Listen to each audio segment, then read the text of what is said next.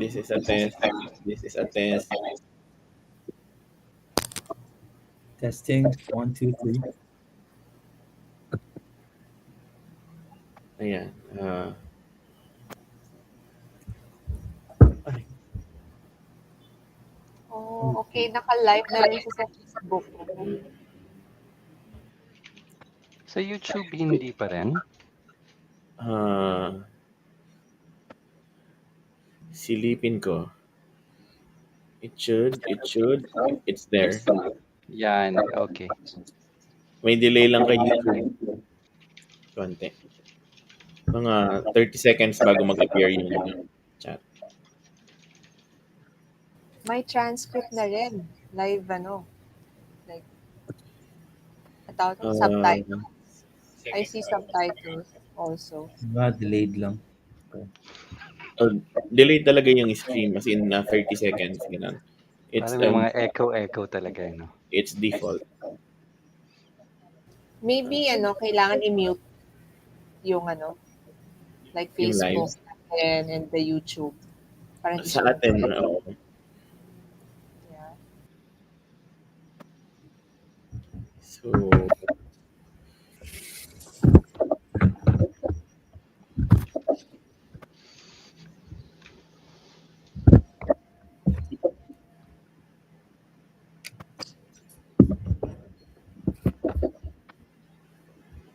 naka-block. Ayan, okay na.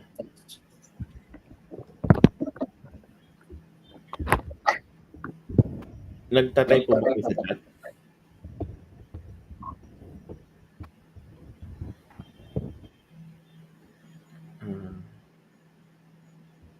I'm not there. Sorry. May nagtatype ba sa chat ng live? Walang pagtatypan sa YouTube. So I'll try to type in the Facebook.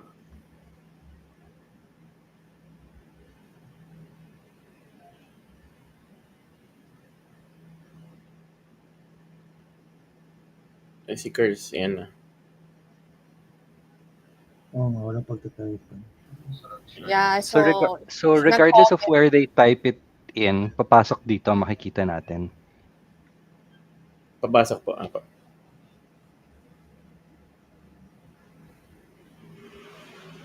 May delay lang talaga ha. So, it's normal. And if may comment, makikita din sa screen mismo sa FB Live.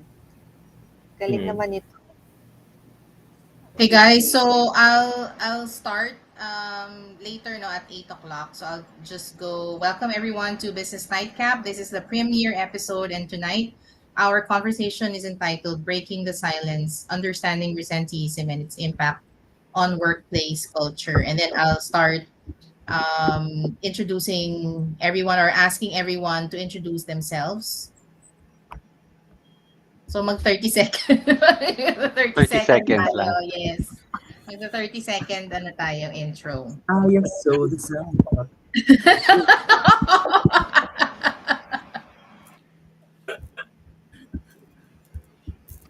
And then I'll turn it over to Curse with a question on the differences, or just clarify what the differences are among the three ba yung i-cover mo or dalawa lang? Sama mo yung presenteeism, di ba? Okay. And then let's take it from there. Alrighty. Yan, tapos na yung 30 minutes doon. Yeah. Sino pa yung mga nag-chat dyan? May mga nag-type pa ba? Try ko nga.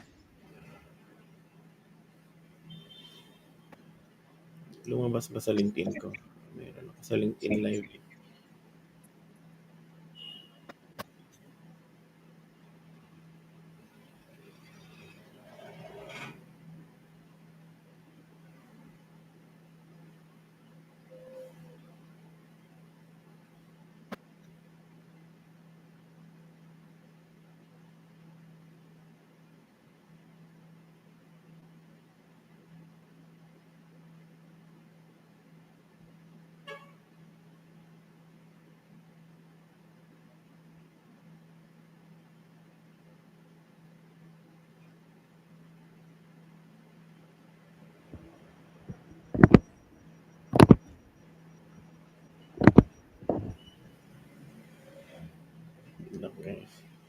Ayun, no?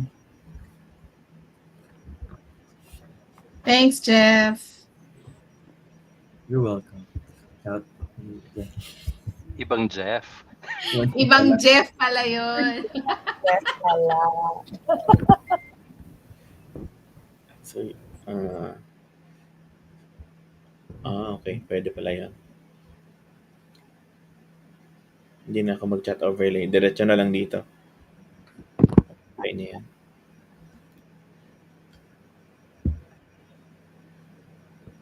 Yeah, kasi pag in-overlay mo dito, makikita din nung lahat Mm. ng tao the same thing we're seeing. So, since we can see it here, yun nga lang, we can't reply from here. Kasi when Pwede, we type in, ah, it will only be seen here in the private chat. walang ano, nagfi-fetch lang ng ano. Dalawa po yung chat. Pwede din mag-reply doon sa kabila. Pero sa YouTube lang siya lalabas, hindi sa Facebook. Alright. Hindi two-way yung sa Facebook eh. Is there somebody who can type in doon, like the link to register for Hawks meeting to be a visitor if they want to see us Ah, again? pa-message, pa-mention na lang po nung ilalagay. Pwede kong ilagay dito. Ito naman yung email natin. Pwede ko pong ilagay dyan. Ano pong pa-type na lang po. Sige, hanapin natin yung link ng BNI Hawk. Hindi na ako makagalaw masyado kasi Sure. nasa akin na yung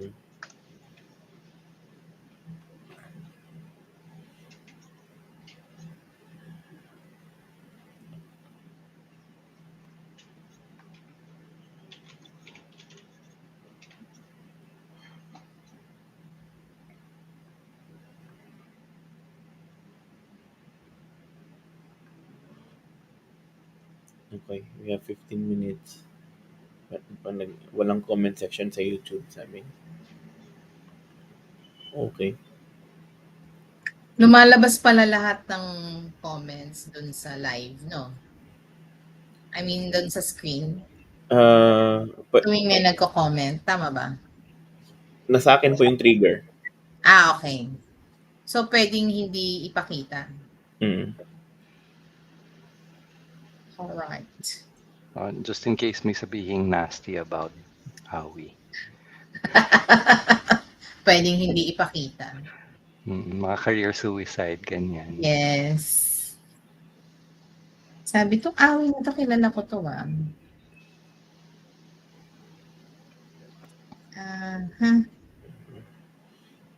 Tapos, okay. Tapos, okay, sorry, nag-experiment ako. Sige lang. Tagal kong di nagamit eh.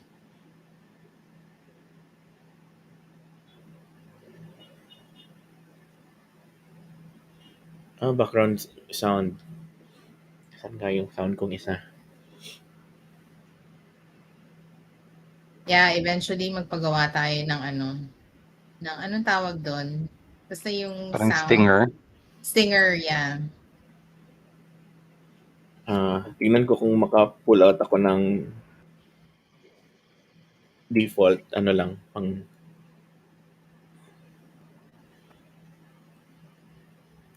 something we can use just for now.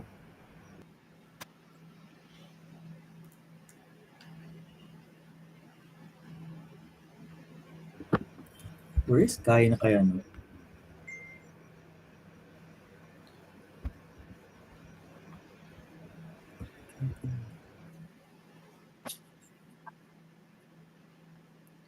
So sa mga nanonood ngayon, guys, nagta-troubleshooting lang kami. See you later.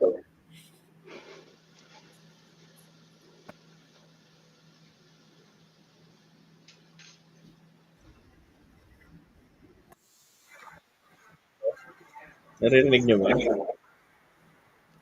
No? Nope. Ako, I don't hear the stinger.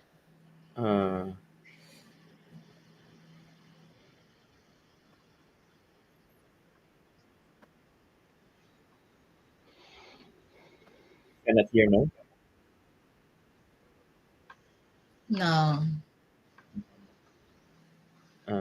I-play ko na lang. Maganda naman, wala namang mura. Let's hope so.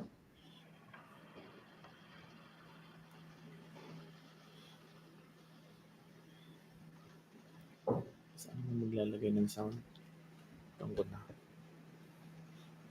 Ay, may nag-chat ulit. Gobi na ho. Ito pwede ipakita. Love you guys. Okay.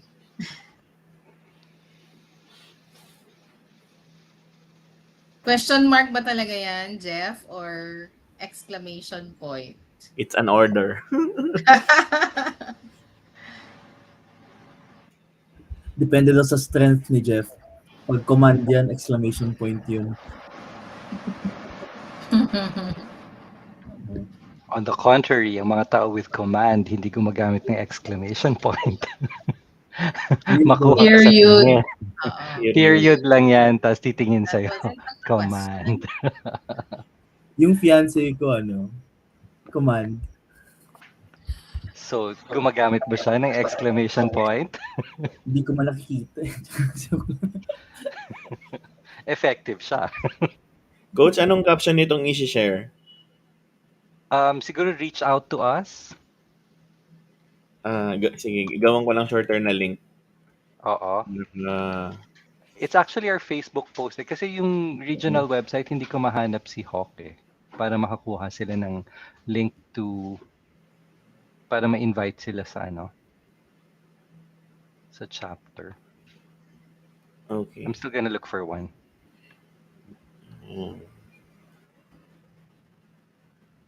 Inay Hawks. Ay, wrong spelling pa.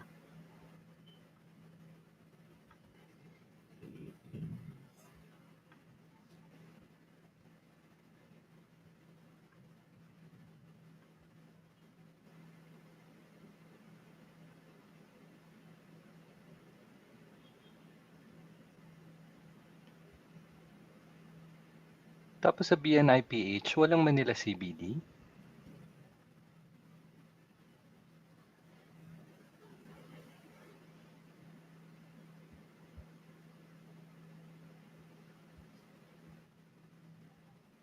Nasa Manila, Metro Manila. Okay.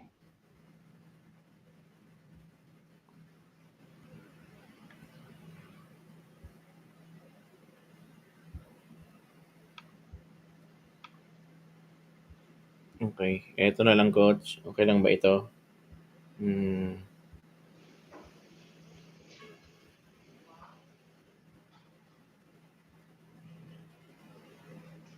Sure. Taken na yung iba So,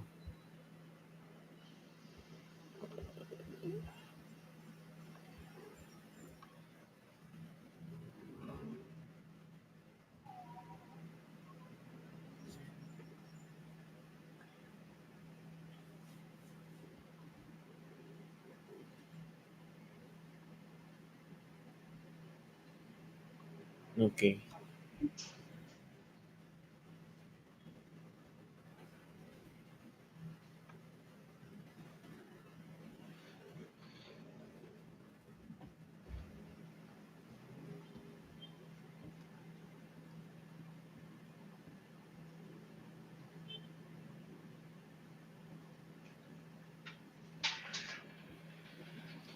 Another link. It leads to the visitor registration.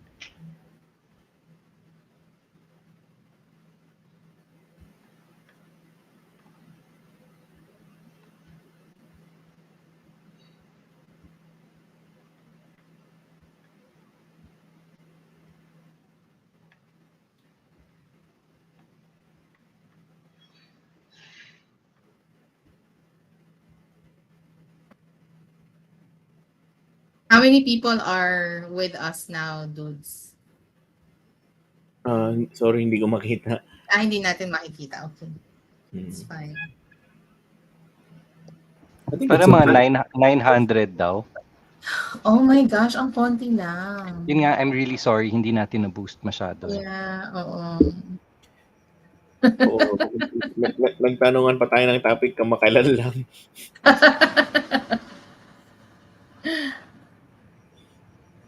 Pero yeah, I think that's that's part of the excitement of doing things like this. No, you don't really have to. You bring in your not just stock knowledge, but really your insights, your thoughts based on all of your experiences and expertise that lead to the time that we are actually talking. Because for sure, I'm gonna leave the live session knowing more, having greater insights, deeper insights about the topic than when I entered. So I hope that that's also the experience of the audience. 900 strong. Yes. All right. 8 minutes. So, ano na. Get Susunod, ready. meron ng may song and dance na, guys. So those who are now with us live, this is the first Moment. ever. So yeah, next time we'll First of prepare a song many. and dance. You Hopefully can first be of yeah, you guys, those who are watching us can be also part of the show. Not just Yes, by and mhm. commenting and participating in the discussion, but also maybe in the future, di ba, if you have any topic that you'd want us to cover and you'd want to be actually part of the live conversation, that's something we can definitely take a look at. Wonderful. In fact, they can type in their comments and their recommendations for future topics. Yes. Um, and we will keep that in mind for future runs of Breaking the Silence. Wow. Pro Yes. na pro. And this business nightcap, wala akong dalang I only brought water with me. Next time I'll bring wine. something more appropriate, Bring yeah, wine for next a time. nightcap. But yeah, guys, you still have 7 minutes left for you to bring your own poison or milk. Have if you prefer that. Baby Dala ko lang powder, pwede. yung living ni Tita Baby Cynthia. powder. Okay, Tita Sylvia galing yan. Yung living yeah. Tita Cynthia. You have a Yeah, diffuser. Yeah, so nice. Oh, she We she gave me definitely another have. one. It's abundance. There you go. Oh, you have that na. Mhm. Ayan, meron Maybe tayong on background March music 4 na. when I meet her, I'll get. Si Tita Cynthia, guys, is our oil bulario in this group that Yung, we're all a part of. alright. Siya ang mababarang natin. Ano? Oil in oil. Let's see. Oil Huwag in naman oil. mambabarang. Iba naman yung mambabarang. Manghihikot, pwede. Oo, albulario is the healer, hindi mambabarang. Hindi, I was thinking yung naggagawa ng potion. Ulam. Diba naman? Mangkungulang. Hindi, yung naggagawa ng potion. Anyway. Gusto ko yan mambabarang in the workplace. Di ba? The 2023 edition. Ano ba yung mga modern take ng mga mambabarang sa opisina? Di ba? Meron mga Oh my gosh. emotional, di ba meron mga emotional vampires in the Vampires. office? Yeah. Yun. Wow, oh. Oh, So kung gusto mong iwasan ka, ganyan lang.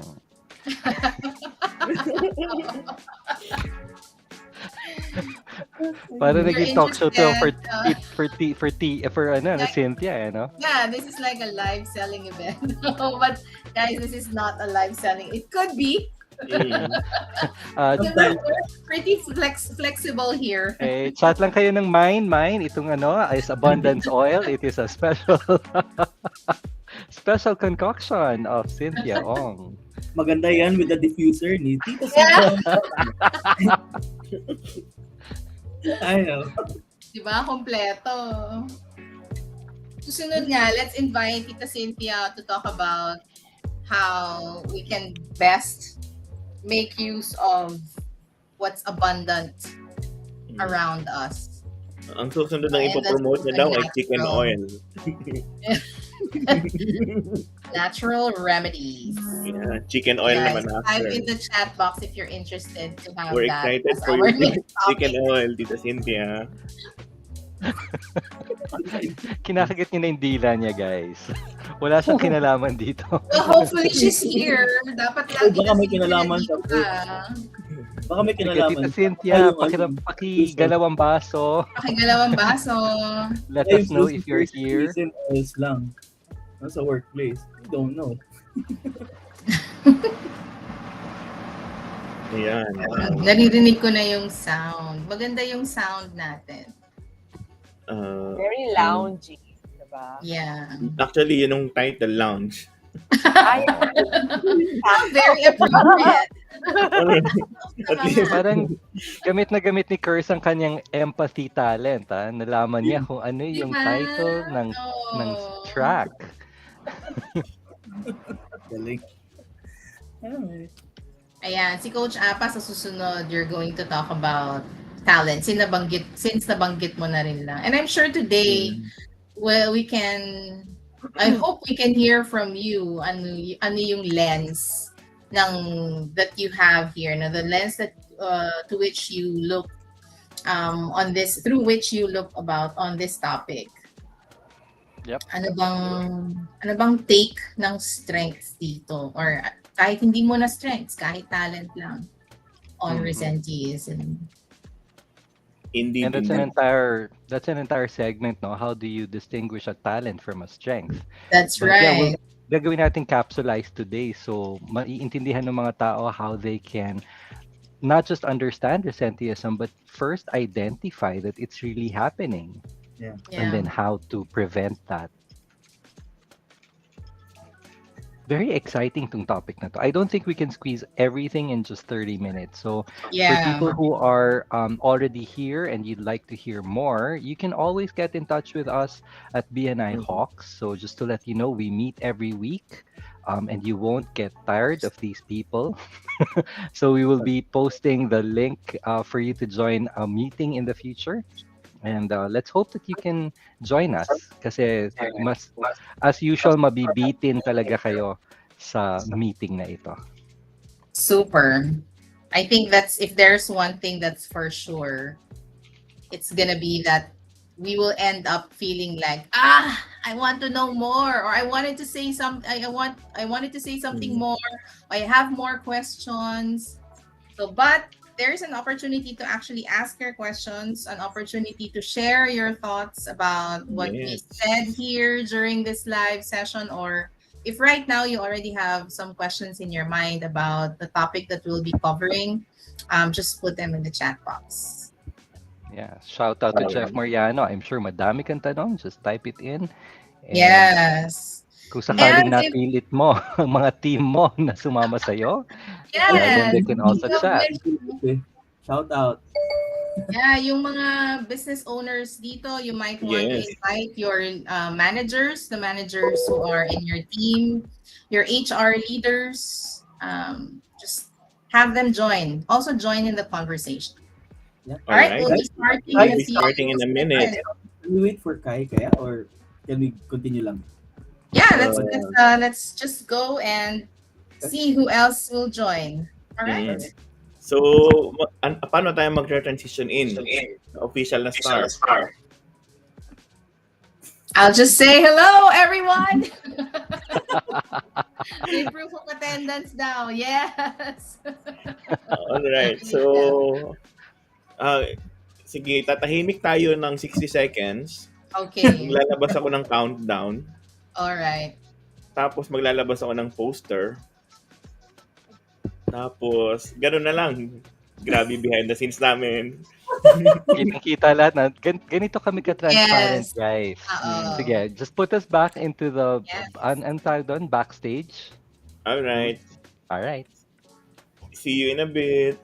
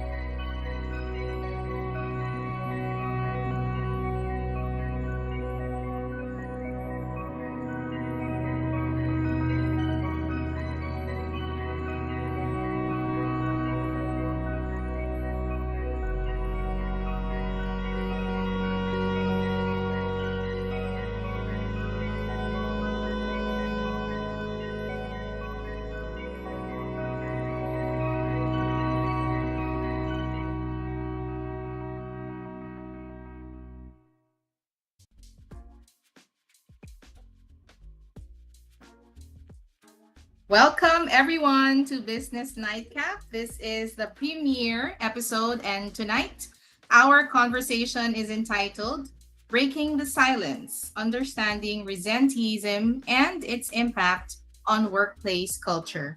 My name is Awi Macapaz. I am the lead consultant of Paths to Purpose Consultancy. We are an organizational development consulting firm, and we help organizations define, develop, repeatable, successful, and sustainable people programs. With me tonight are my colleagues from BNI Hawk chapter. Starting off with, may we see the videos of my peers here. Apa Alviar from Winner Strengths Coaching, Curse of Wellbe, Jeff Pantaleon of JPMC OPC, and Dudes Academia or Fernando Academia of TLDR Digital Marketing. I'm going to ask each one of them to do their introductions, and let's start off with Coach Apa. Good morning, everyone, wherever you are. My name is Apa, and I help you discover what makes you amazing so that you can apply that at work. So, for today, I'm super excited to have a chat with everyone about resenteeism, and we're going to find out how you can avoid that in your workplace. Thanks, Coach Apa. Let's have Dudes next, and then Jeff and Curse. Hi, Dudes Academia from TLDR Digital Marketing, and sana ma-enjoy yung conversations namin tonight. Thanks, Dudes. JP, Jeff. Hi, I'm Jeff Pantaleon. You can call me JP. We are from JP Management Consultancy, and we help businesses achieve global excellence standards, specifically for ISO management systems. So I hope about presenteeism, I can give you a perspective of how ISO standards work for this one, or ano ba yung perspective ng global excellence standards for this one. Thanks, guys. I hope you'll be having fun. You'll have fun. Thank you, JP. And Curse, our resident well-being coach. Yes, hello everyone. Good evening, good morning, good afternoon kung saan man po kayo. I'm Chris Pereira from Wellbe, and I'm the co-founder and CEO for a company. We provide consulting and coaching workshops to workplaces so that they can have healthier, happier workforces. And I'm really excited to cover our topic today and share insights and also questions from us and from our audience here. I know that we are live in YouTube and in Facebook, so I'm really looking forward to the conversations that we'll be striking tonight. Yes, thank you so much, Curse. And since ikaw na yung nandyan sa stage ngayon, sa ating virtual stage, let me ask the first question. Or can we have you please define, maybe compare, contrast, 3 very recent corporate buzzwords, and those are quiet quitting. Actually, not very recent ang quiet quitting. And then presenteeism. And now we have resenteeism. Can you tell us a bit more about these 3 new buzzwords? Yes, sure. Gladly, Awi. Ito ay nabasa ko lang din sa mga online articles. And one thing that I've learned about resenteeism and how it is defined is that it's a person choosing to stay in your job, even if you feel unhappy already. And when we dig a little deeper, it feels like having that belief that you have no choice but to stay, because maybe you feel like there's job insecurity if you leave. But then there is also work dissatisfaction at the same time, So that's resenteeism. And it is actually similar but different with quiet quitting, in a way that for quiet quitting, workers acknowledge the importance of work-life balance, so they push away the idea of a hustle culture, and that they refuse to go above the bare minimum that they need to do at work. So that's quiet quitting. Presenteeism, on the other hand, is the employee is physically present in the workplace, but he or she stays productive. May it be because he's disengaged or he feels unhealthy or unable to work. How that's different naman, presentism versus resenteeism, is that for resenteeism, we see employees still productive at work. They deliver what they need to do to deliver in the workplace, but there's an active expression of resentment, of dissatisfaction at work. And later on, maybe we can also explore how does that behavior affect other people in the workplace and even workplace culture. So yeah, that's Yes. how we understand resenteeism. Yeah, do you have Thank any you.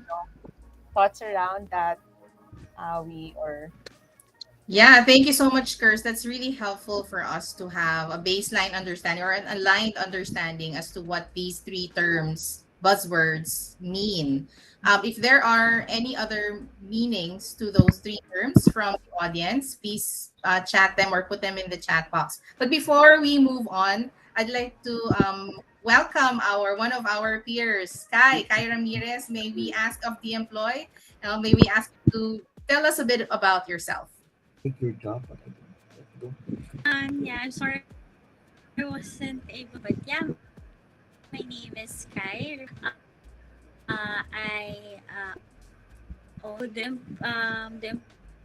employee is this company, and have all HR services that any human need. And practitioner for 4 years now, and already doing consultancy for companies to help with their growth and also in development. So yeah, and I'm glad to be here. It's really interesting topic.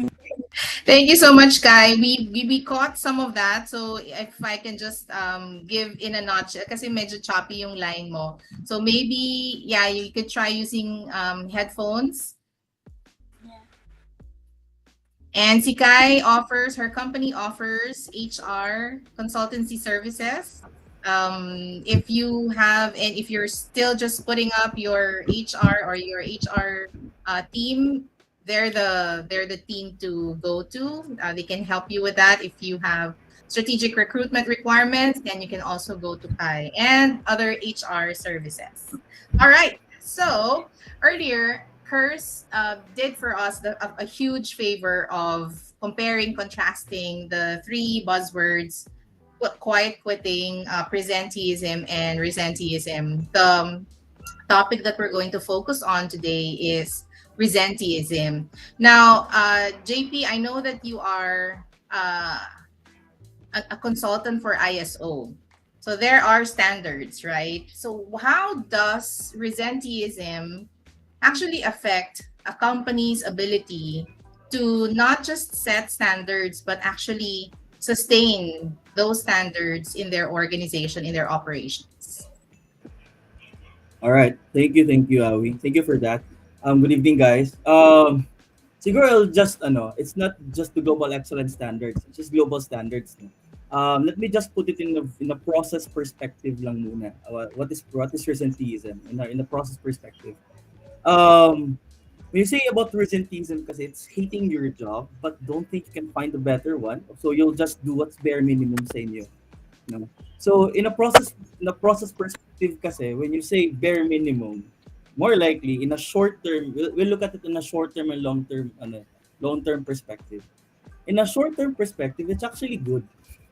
It's actually good for me kasi you're delivering what's minimum. So you're basically doing the processes that you've been expected sa company mo, no, in a short term basis. So if you're doing what's minimum sa inyo, so punta ka lang sa office, and then from there, wala ka ng gana, but you're still doing the bare minimum. So more likely, the process is still there. No? Kino-continue pa rin yung process mo. So moving forward, short-term basis, yes, resenteeism is okay. No, but if you look at it in the long term, especially when you're applying for your company for ISO management systems, we'll be talking about continual improvement kasi sa processes. So baka dun siguro may effect si resenteeism in terms of continual improvement sa processes. Kasi nga, you're just just doing what's minimum sa inyo eh, what's expected sa iyo eh. So you're not anymore thinking of how can I possibly improve my process to make sure that the company is still having advantage to it, no? So siguro in a process perspective really short term wise okay siya, but in a long term thinking hindi na siya magiging healthy sa company. So that's my thought about it. Not a global standard yet. I'll be digging it later siguro, but for this time in a process perspective, that's how I look at it, you know. So it's actually things short term, bad things in a long term na siguro moving forward. Yeah, that's mine. Thanks, JP. What about you, Kai? In through the lens of an HR process expert, what can you say is the or are the effects of resenteeism in the workplace? Mhm. So actually, from what also some research subtle or it is more subtle other Guy, hang on. Is it just me who's having difficulty hearing? Okay, so maybe you can. Are you using a an external microphone? Sige, we'll get back to Kai later.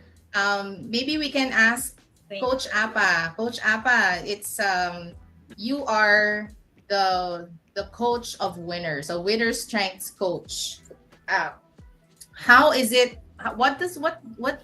How does presenteeism play out in terms of a person's perception of himself first or themselves?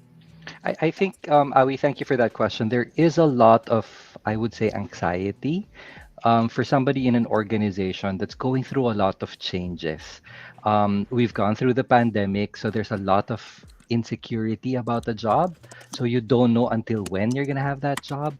Some organizations have actually downsized and they're afraid that they might be next. So there is that fear, that normal fear, and it will come across as resenteeism.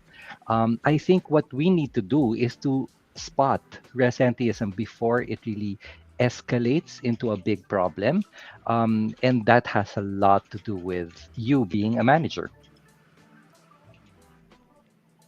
Yeah, I think that's another perspective, no? Because based on what I've read and the videos that I've seen about this new buzzword, resenteeism is really directed towards the employee and not necessarily the manager.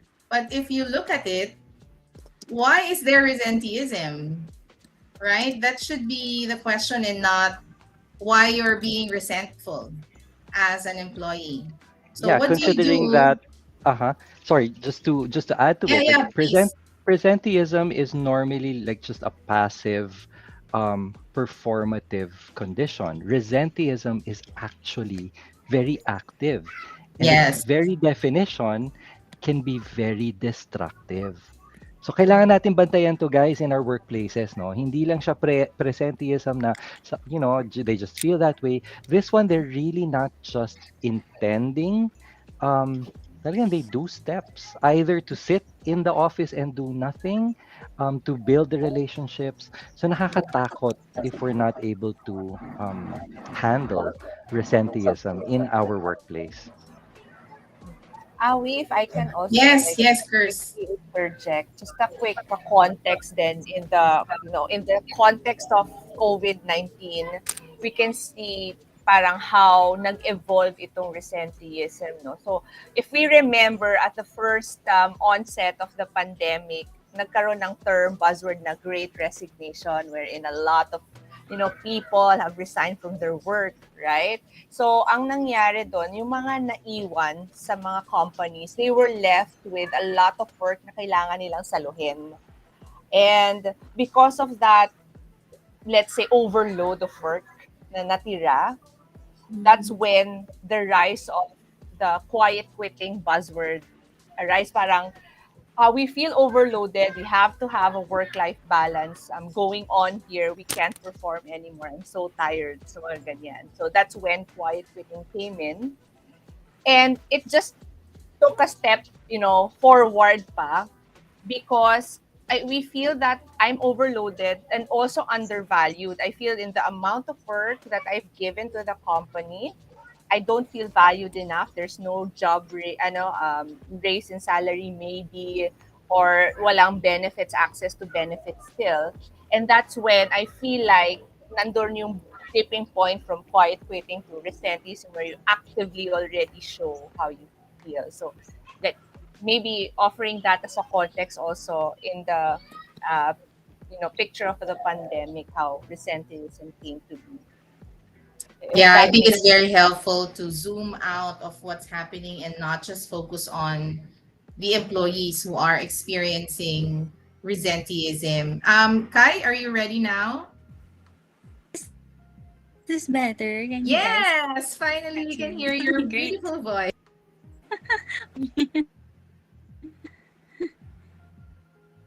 Sige, on the perspective of HR, yeah, on HR systems, processes, programs, what can you say about resenteeism? And actually, my question really is, and guys, jump in if you have other takes on this. Is this actually new? Is this the first time that we're hearing this or experiencing this or seeing this as an HR person, Kai? So to answer your question first, I probably it's just the first time that it but it's really not this is felt by people in the workplace. So absenteeism, what's also like about it, it's very subtle compared to other, turn types of problem staff because research, these people they hate their jobs or probably they just hate everything, but they would still do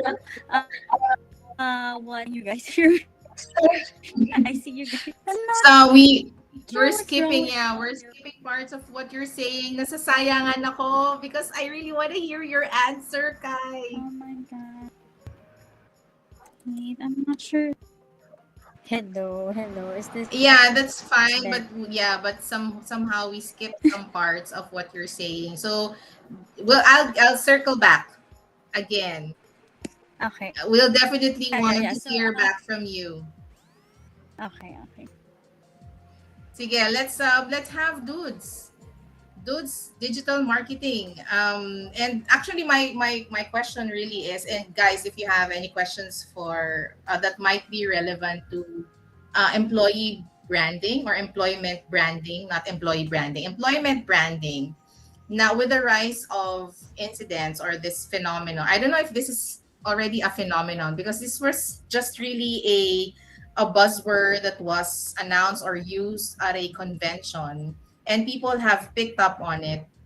Now, the question is, how is this affecting, or how could this be affecting, or how could this affect actually the employment brand of organizations who are trying to attract the millennials or the younger generation, the millennials and the Gen Zs.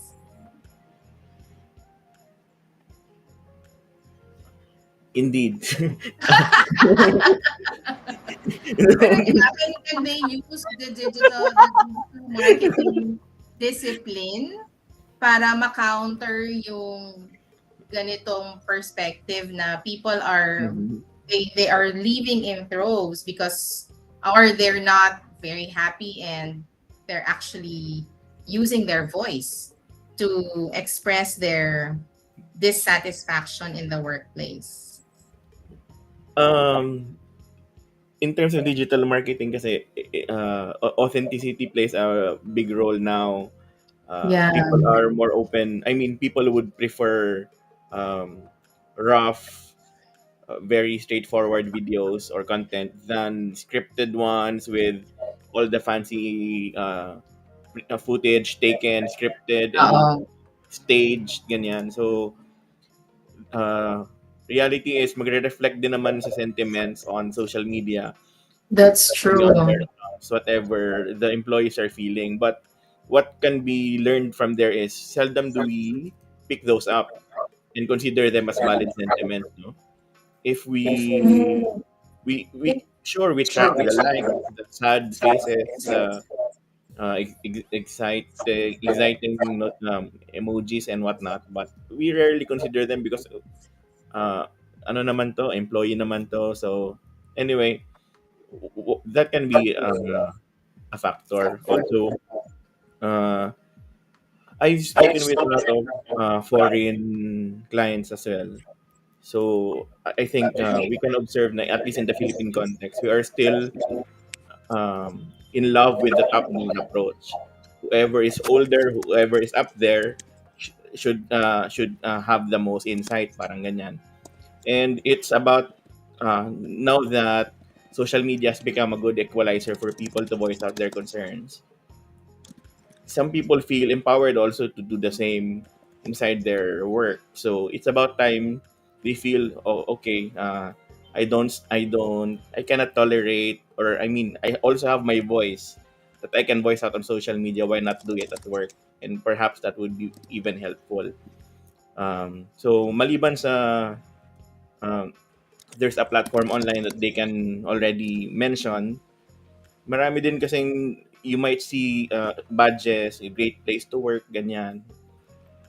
And those collect the sentiment of the employees. And you might see the big companies here and there really put bragging about it, that they are among the great places to work. And if and only if you really consider the sentiments of your team, even offline or online, siguro yung pent up unheard voice ko, I would make into constructive criticism than appearing and behaving resentful. At least that's on my end. Ano, not necessarily just digital marketing, but also, 'di ba, pag suppressed ka of what Yeah, you online. Yeah. tapos binigyan ka pa ng maraming trabaho like Kers has mentioned. Ah, wag na. Parang ako nga, parang you might have also observed maraming YouTubers or maraming nagpo-post sa social media are in fact introverts. So, nagti-trickle down na siya into their, now that they have found a platform online, mas Right. naging comfortable na rin sila slowly to voice out their concerns and act the way they feel in their natural habitat, so to speak. So, ayun yung feeling ko related sa digital marketing somehow, but also uh, nag-intersperse sa daily conversations natin. That's true. I mean, all the more, I think this talks about what you just said, talks about how very integrated our lives are, no? Yung work, and then we have the personal lives, and then we have our social lives, and the way that we feel that we're able to get heard, our voices heard. Now, nabe-blur na yung lines. And I guess, yeah, that's a very interesting analysis or take on how the current behavior on social media could actually be influencing the the courage sometimes, no, of employees to now voice their issues at work. Kai? Hello, is this better? We're still having, I think it might be not, it might be your connection. Can you try again? Like talking? Can you try talking again?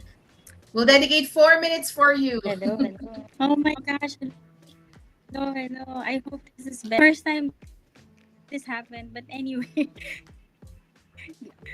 So I will try my best. But yeah, just going to your question, I'll just circle back to what I was saying also.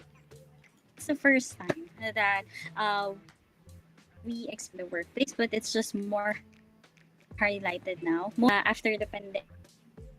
So Kurs mentioned also this is escalated, but also just to people experiencing cutting down on costs, cutting down on peace, then them being the delicate part, them being the performer, being given undervalued and unrecognized, is also what contributes to resenteeism.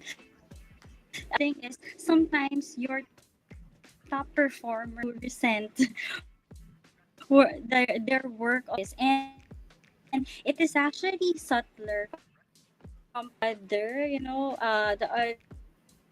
phenomena that had been highlighted earlier, because when people experience resenteeism, they do it in the way that they work. Most of the time, they're still because they want to keep their jobs. Resenteeism actually is also felt by people don't like what they do anymore. They feel that it's better right now, but they think they don't have any choice. That's why they are staying. So that's why I don't have a choice because I think this is the only place I'll just do my job. But if I decide to do less, or I'm afraid because I don't want to lose my job, this is the only now. So that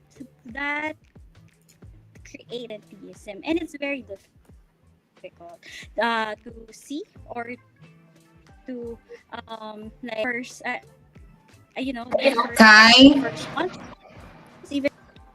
Yeah, Yes, yes, yes. I know there are Mm. lots more that we can learn from you given your experience and your insights, but it's really hard to understand some of the things that you're saying. We'll try again next time.